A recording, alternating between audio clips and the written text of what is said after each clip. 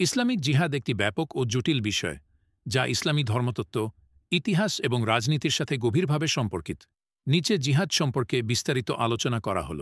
জিহাদের সংজ্ঞা ও অর্থ। আরবি শব্দ জিহাদ, এর আক্ষরিক অর্থ সংগ্রাম বা প্রচেষ্টা। ইসলামে জিহাদ বলতে আত্মশুদ্ধি, সমাজ সংস্কার এবং প্রযোজনে আত্মরক্ষামূলক যুদ্ধকে বোঝায়। এটি দুটি প্রধান প্রকারে বিভক্ত। আল জিহাদুল আকবর, মহান জিহাদ, এটি আত্মার সংগ্রাম, কুপ্রবৃত্তির বিরুদ্ধে লড়াই এবং নৈতিক উন্নতি। আল জিহাদুল আসগর, ক্ষুদ্র জিহাদ, এটি বাহ্যিক শত্রুর বিরুদ্ধে শারীরিক বা সামরিক সংগ্রাম। ইসলামে জিহাদের ভিত্তি। জিহাদের ধারণা কুরআন ও হাদিসে উল্লেখিত। কুরআনে জিহাদ, সূরা আল বাকারা 2:190, তোমরা তাদের বিরুদ্ধে যুদ্ধ কর যারা তোমাদের বিরুদ্ধে যুদ্ধ করে, কিন্তু সীমা লঙ্ঘন করো না।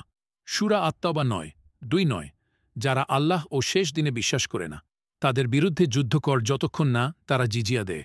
হাদিসে জিহাদ, রাসূলুল্লাহ সাল্লাল্লাহু আলাইহি ওয়াসাল্লাম বলেছেন, জিহাদের সর্বোত্তম রূপ হল অন্যায় শাসকের সামনে সত্য কথা বলা। সহিহ মুসলিম, তিনি আরও বলেছেন, যে ব্যক্তি আল্লাহর পথে যুদ্ধ করে তার সমস্ত গুনাহ মাফ করা হবে। বুখারী, জিহাদের প্রকারভেদ।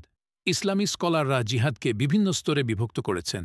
1. আত্মার জিহাদ, জিহাদুন নাফস, নিজের কুপ্রবৃত্তি, লোভ ও কামনার বিরুদ্ধে লড়াই।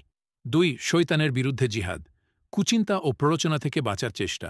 3. সামাজিক জিহাদ, অন্যায়, দুর্নীতি ও অত্যাচারের বিরুদ্ধে কথা বলা। 4. সামরিক জিহাদ, কিতাল, শুধুমাত্র আত্মরক্ষা বা নির্যাতিত মুসলিমদের রক্ষার জন্য যুদ্ধ। জিহাদের শর্তাবলী। ইসলামে যুদ্ধের কঠোর নিয়ম রয়েছে। ন্যায্য কারণ, আত্মরক্ষা, ধর্মীয় স্বাধীনতা রক্ষা বা নির্যাতিতদের সাহায্য করতে যুদ্ধ বৈধ। আনুগত্য, শাসক বা ইসলামী রাষ্ট্রের অনুমতি প্রয়োজন। নিরীহ নাগরিকদের ক্ষতি নিষিদ্ধ। মহিলা, শিশু, বৃদ্ধ ও ধর্মীয় ব্যক্তিদের হত্যা হারাম। পরিবেশ ও সম্পদের ক্ষতি নিষিদ্ধ।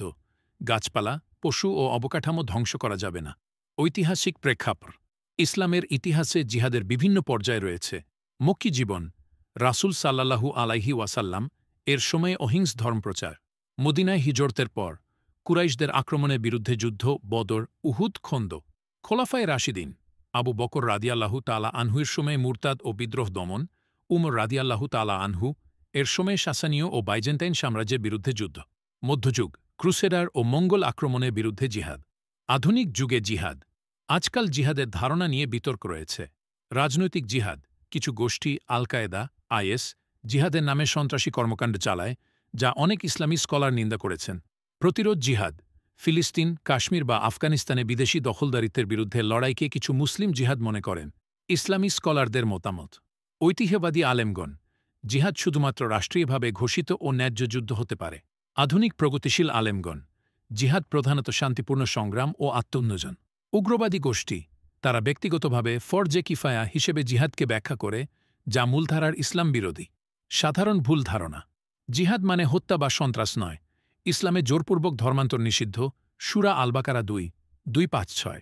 জিহাদ শুধু যুদ্ধ নয়, এটি ন্যায় প্রতিষ্ঠা ও আত্মশুদ্ধির পথ বটে।